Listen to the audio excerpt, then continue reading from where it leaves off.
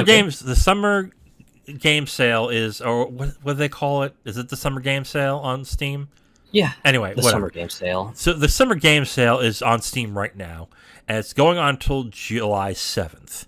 And since we like to have our viewers save money on games, I thought it would be a good idea for us to talk about what we think are probably the best deals for the best games that you should jump on. So, Zero, what do you think are some good games that people should jump and buy from this sale? This one, I have a really easy answer. Mm-hmm. It's going to be Dead Cells. Get the complete edition where you get every single piece of DLC. I think it's ludicrously priced low right now because of the sale and everything. What's the price? Let me double check real quick here. No, Zero. It's not that big a deal. Oh, yeah, you're not So editing, so uh, the complete bundle, um, $20. $20. Okay, So not bad. Like $20 for all the DLC and everything. yep, and that is a 51% discount. Yeah, So the total for this bundle is like 39.96 is what Steam is showing as the normal price, but yeah, it's down to 19.48, that's good. and it's a really good price for the bundle because you get all the DLCs, but there's a bigger reason on why I would recommend Dead Cells uh, as the game to buy if you're on a budget and everything.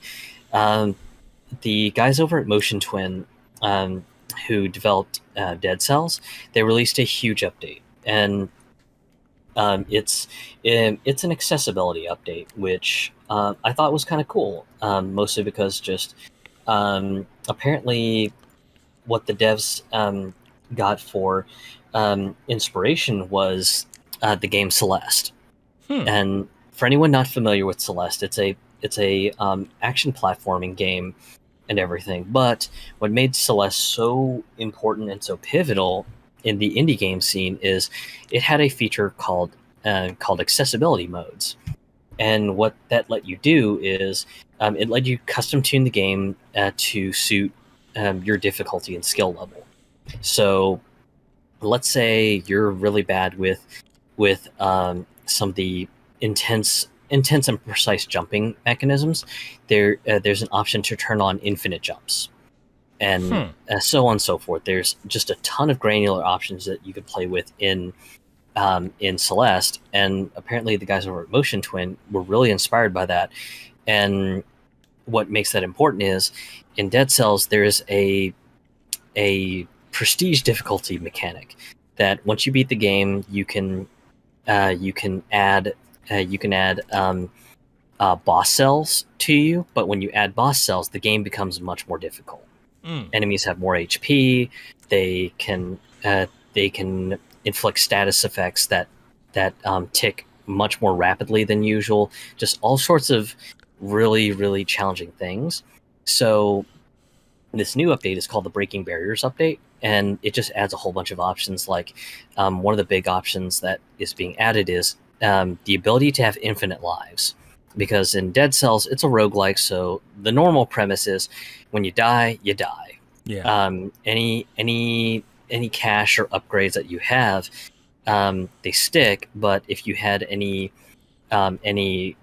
dead cells, which are the um, uh, organic item that you turn into upgrade your perks and weapons, you completely lose those. Hmm. So, for people who just want to focus on trying to get to the true ending, which is, I believe you have to set up or add 4 boss cells to your prisoner, and then beat the game with all 4 cells loaded up on you. Um, that they basically saw that there's a lot of talk from the community that, hey, we're not saying Dead Cells is bad or anything. It's just some of us just don't have the skill to get to the best ending, because this is just starting to get way into the weeds as far as our gaming skill goes. Okay. Oh, that's cool. Yeah, that's pretty cool. Okay. Anything else? Um, no, I mean, I think that would be my budget pick if Okay. you're kind of strapped for cash and you just want a game with great replay value, but also has become very accessible. Then yeah, Dead Cells, the complete Road to the Sea bundle, for $20 is very hard to beat. Okay. Cool. For a budget pick, I'm gonna say Spelunky 2. It's now $10, 50% off. I know a lot of people were a fan of Spelunky 1. That I don't always hear a lot of people talk about Spelunky 2, but Spelunky 2 is actually pretty good. But if you looked at it and said it kind of looks like Spelunky 1, but more, so it's not really worth $20, I think 10 is a good price for it. So, and my non-budget picks, essentially, Bravely Default 2 is $30 right now on Steam. And if you are interested in Monster Hunter at all, Monster Hunter Rise is $30 as well. So those would be my picks. So if you're interested in either of those, if you're interested in RPG or if you're interested in a Monster Hunter, now probably would be the best time to buy them, because those are decent prices for those games. Because those very rarely go down unless they're talking about a new Monster Hunter coming out. So yeah, I would recommend those specifically.